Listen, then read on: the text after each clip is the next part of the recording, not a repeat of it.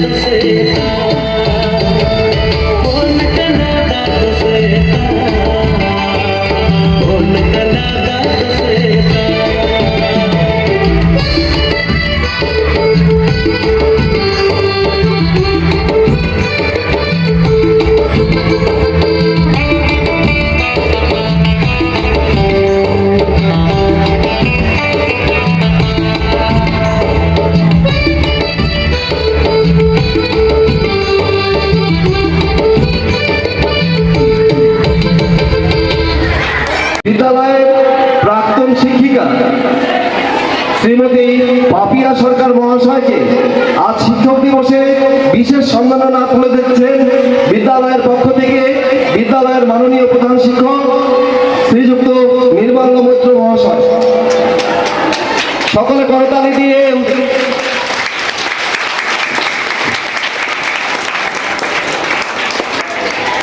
এবারে বিদ্যালয়ের প্রাক্তন শিক্ষক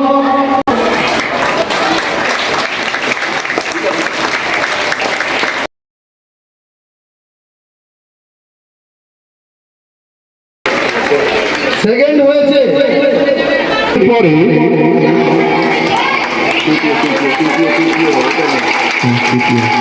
তৃতীয় হয়েছে ক্লাব। সবাই হাততালি দেবে।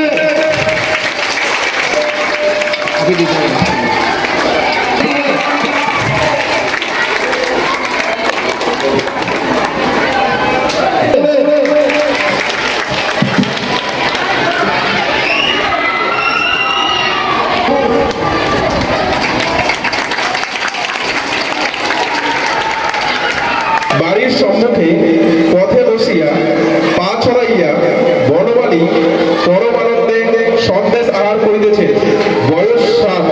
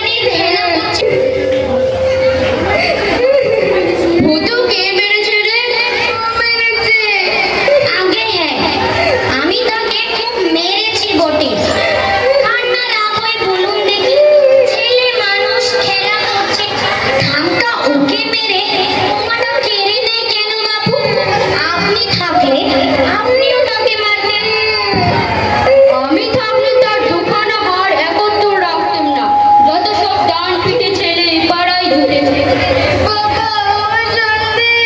আরে আরে ও কথা আর বলতে হবে না। কি কথা? আগে কিছুই না, আমি বিধুবাবুকে আনা দু একের সন্দেশ খাইয়েছি, সেটি আর বলার বিষয়? সামান্য কথা।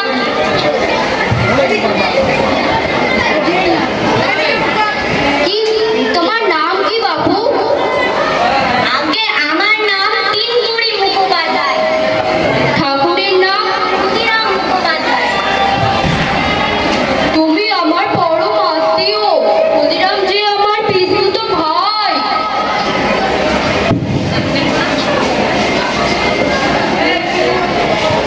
বাড়ির ভিতরে চলো, জল খাবার খাবে। আজ পৌষ পার্বণ।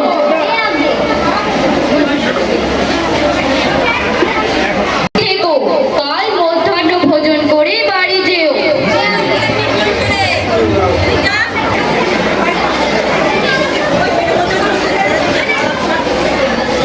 আজ ডান হাতের ব্যাপারটা বেশ চলছে ভালো।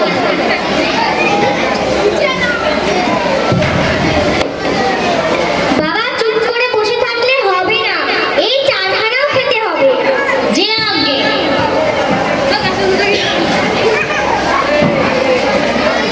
ভূতুর বাবার প্রবেশ।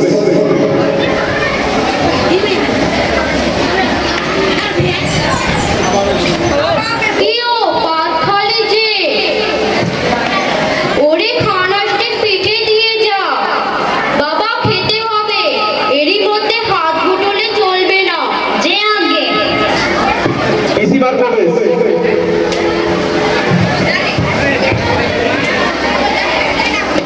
ও বউ, ঠিক করে পাত খালি যে? হা করে দাঁড়িয়ে দেখছি, তাকে খানাসে পিঠে দাও।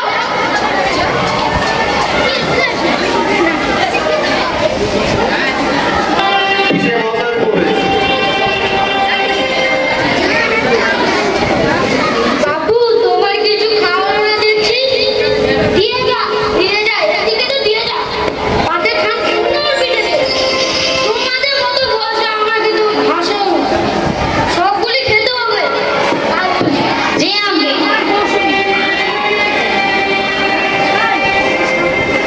পিসিমার প্রবেশ।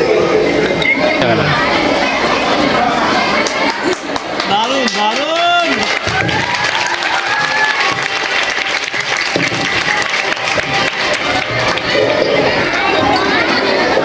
মাথায় ব্যথা। ও বউ, পিঠে তো সব ফুরিয়ে গেছে, আর একখানাও বাকি নেই। কি হবে? কি আর হবে? পিঠে আর খাবে? আগে না, সে কি কথা? আর দুখানা খাও। আগে না, আর ওসব নেই।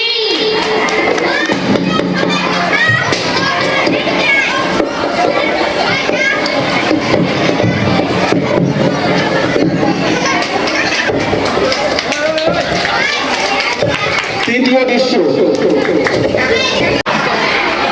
এসে গেছো তোমরা সবাই? পরিচিত হতে চাও আমার সাথীদের সাথে? তাহলে দেখে নাও। তোমরা সবাই শুনো, আমি হোয়াটসঅ্যাপ। পুরো দুনিয়া আমার হাতের মুঠোয়।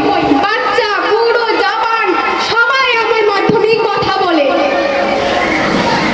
গুগল আমার নাম, আমি পুরো ওয়ার্ল্ডকে আমার হাতের মুঠোয় নিয়ে এসেছি। আমি ইনস্টাগ্রাম, পুরো ইয়াং জেনারেশন আমার হাতের মুঠোয়। আমি ইউটিউব, আমি ফেসবুক, পুরো সোশ্যাল মিডিয়া সব আমাকে নিয়ে ভাইরাল। এখন সবাই আমার ইশারায় মাতোয়ারা।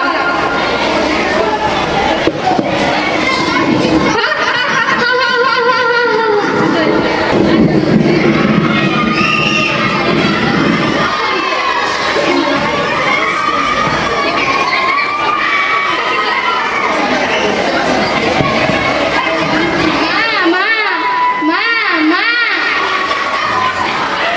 কি? কালকে আমাদের এক্সাম, কিছু প্রবলেম হয়েছে, একটু বুঝিয়ে দাও। কেন তোদের শিক্ষক কি শেখায়নি কিছু? শিখিয়েছে, তবুও আমাদের একটু প্রবলেম হচ্ছে। আমি এখন শাড়ির কালেকশন দিচ্ছি, আমি পারবো না, তুমি বাবার কাছে জেনে নাও। মা, শিখিয়ে দাও চল। বাবা বাবা কালকে আমাদের এক্সাম আছে, একটু প্রবলেম হচ্ছে, বুঝিয়ে দাও না। আমি এখন অফিসের কাজে ব্যস্ত আছি, নিজের মোবাইল থেকে সলভ করে নাও।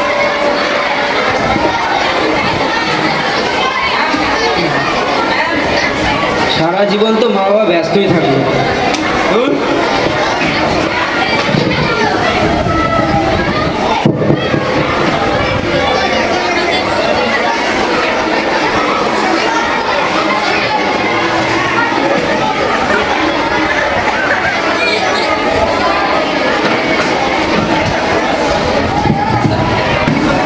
চলে এসছি। ঠিক আছে, আমি যাচ্ছি।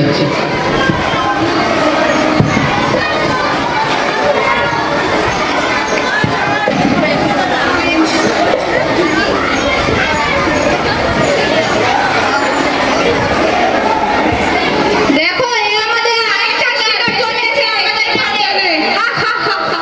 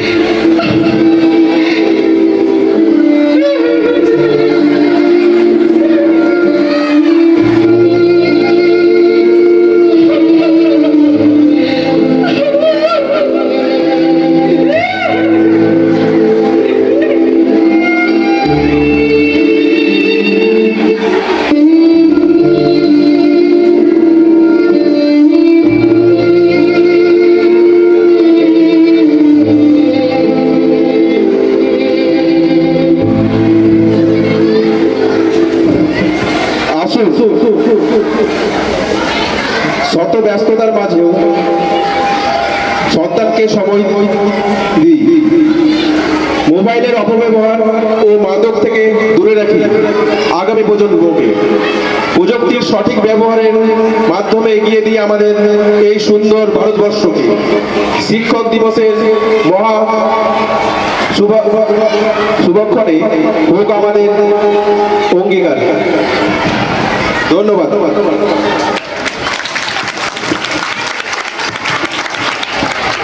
বর্তমান দিনে স্মার্টফোন ব্যবহারে যুব সমাজের একান্ত অপরিহার্য। এই সম্পর্কে আমি বিপক্ষে মত পোষণ করি।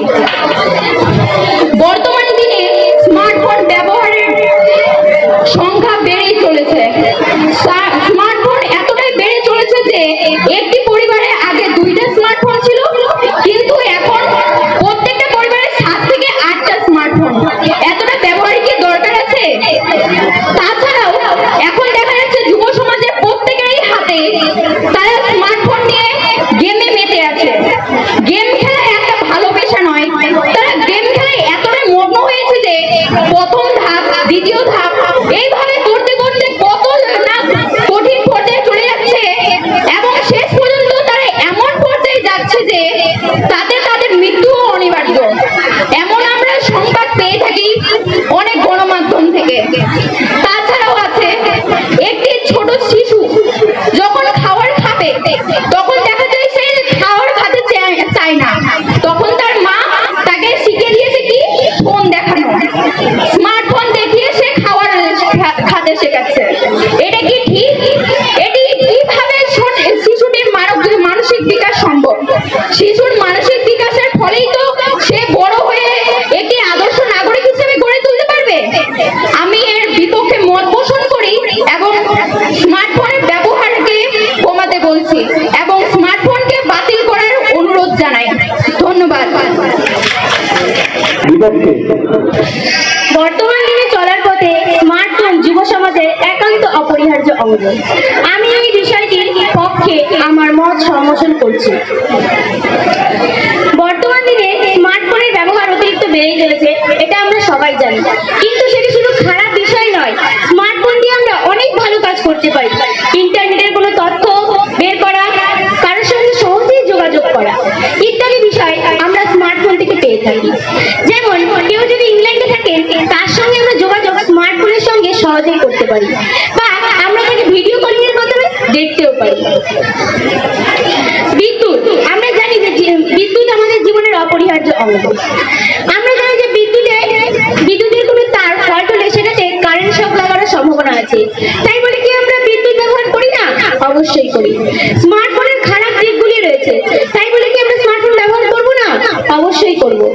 আমরা তার খারাপ দিকগুলোকে বাদ দিয়ে ভালো দিকগুলো গ্রহণ করব।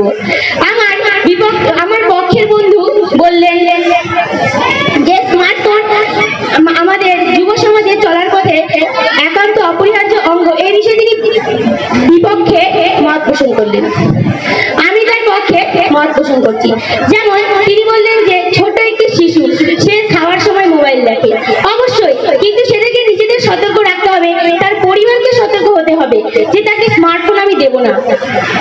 তাই স্মার্টফোনের ব্যবহার আমাদের অবশ্যই করতে হবে, তার ভালো দিকগুলোকে বেছে নিতে হবে। নমস্কার। আজকের বিতর্কের বিষয় হচ্ছে বর্তমান দিনে যুব সমাজে স্মার্টফোন ব্যবহার করা একান্তই প্রয়োজন। আমি এর বিপক্ষে মত পোষণ করছি। হ্যাঁ, আমি মানলাম মোবাইল ফোনের কিছু প্রয়োজন আছে, কিন্তু তার কুপ্রভাবটাই সব থেকে বেশি দেখা যায়। মোবাইল ফোনের কত খারাপ ব্যবহার। আমরা মোবাইল ফোনে কোনো ব্যবহার, কোনো পড়ার বিষয়ে জানতে গিয়ে সেখানে আরো দুইটা খারাপ ভিডিও কিংবা আলাদা কিছুতে চলে যাই, কিন্তু সেই বিষয়টা আমরা যদি কোনো বই থেকে আয়ত্ত করতে যাই, আমরা সেখানে আরো দুটো ভালোই বিষয় জানতে পারবো। আমার পূর্ববর্তী বক্তা বলে গেলেন যে আমাদের মোবাইলকে ভালো দিকটা বেছে নিতে হবে এবং খারাপ দিকটা পরিত্যাগ করতে হবে, কিন্তু এটা মোটেই সম্ভব না, কারণ আমরা মানুষ, আমরা সবসময় খারাপ জিনিসটাকেই বেছে নিই। তাই আমি বলছি যে মোবাইল ব্যবহার করা একদমই অনুচিত। আগেকার দিনে তো মোবাইল ছিল না, আগেকার দিনের মানুষ কি উন্নত ছিল না? আগেকার দিনে তো টেলিস্কোপ ছিল না, তবুও মানুষগুলো কি করে মন্দির 9টা গ্রহের পূজা করত? 200 বছর আগেকার গ্রন্থে কি করে ডিএনএ এর কথা লেখা আছে। তাই আমি বলছি মোবাইল ফোনকে পরিত্যাগ করা উচিত এবং বইকে ভালোবাসা উচিত। আমি এর বিপক্ষে মত পোষণ করছি। নমস্কার। এখানে উপস্থিত সবাইকে নমস্কার। আজকের বিতর্কের বিষয় হলো বর্তমান দিনে স্মার্টফোন যুব সমাজের একান্ত অপরিহার্য অঙ্গ। স্মার্টফোন সত্যি একটা অপরিহার্য অঙ্গই বটে, কেননা দেখুন আমরা এত উন্নত হয়েছে কিসের জন্য? মোবাইল দিয়ে আমরা অনেক কাজ করতে পারছি। ধরুন একটা লোক একটা অচেনা জায়গায় যাচ্ছে, কোনো কিছুই জানে না, কি করবে? স্মার্টফোন থেকে ম্যাপটা বের করে নিয়ে সে সবকিছু সহজেই চলে যেতে পারবে। আমার যে পূর্ববর্তী বক্তা পক্ষে বিপক্ষে যারা বলেছেন, আমি সবার কথা খুব মনোযোগ দিয়ে শুনেছি, কিন্তু আমি বলবো আমার যে বিপক্ষে রয়েছেন তারা বলছেন যে মোবাইল ফোনের খারাপ দিকগুলোই তারা তুলে ধরছেন, কিন্তু কেন? একটু আগে তিনি বললেন যে আমরা মানুষ, খারাপ দিকগুলো গ্রহণ করবো, কিন্তু আমি বলি না, মানুষ যার মান আর হুঁশ রয়েছে তাই মানুষ, তাই আমরা জেনে শুনে আমরা ভালো দিকগুলো গ্রহণ করবো, কেন খারাপ দিক গ্রহণ করবো? ধরুন একজন রয়েছে আমাদের গ্রামীণ হাসপাতালে, সেখান থেকে তাকে কলকাতায় নিয়ে যাওয়া হলো, সেখানে তার খুব জরুরি একটা অপারেশন না করলে তিনি মারা যাবেন, কিন্তু ডাক্তার আসবে আমেরিকা থেকে, আসতে অনেক টাইম লাগবে, কিন্তু কয়েক ঘন্টার মধ্যে যদি তার অপারেশনটা না করা হয় তাহলে মারা যাবেন। কি হচ্ছে? মোবাইল ফোনের দ্বারা অনলাইনে তিনি ডাক্তারদেরকে উপদেশ দিচ্ছেন, সেই হিসেবে অপারেশনটা হয়ে যাচ্ছে, লোকটা বেঁচেও যাচ্ছে। কিন্তু ওনারা যে বললেন মোবাইল ফোন মানুষের মৃত্যুর কারণ, না, আসলে মৃত্যুর কারণ না, ভালো মতন ভাবে ব্যবহার করতে হবে। উনি বললেন যে আগে ছিল না মানুষ, আগে উন্নত ছিল না, না ছিল না মানুষ উন্নত। আগে কি করতো মানুষ? প্রথমে জঙ্গলে জঙ্গলে ঘুরে বেড়াতো, আস্তে আস্তে তারা দলবদ্ধ হলো, গুহায় থাকলো, এভাবে একটা সমাজ তৈরি করলো,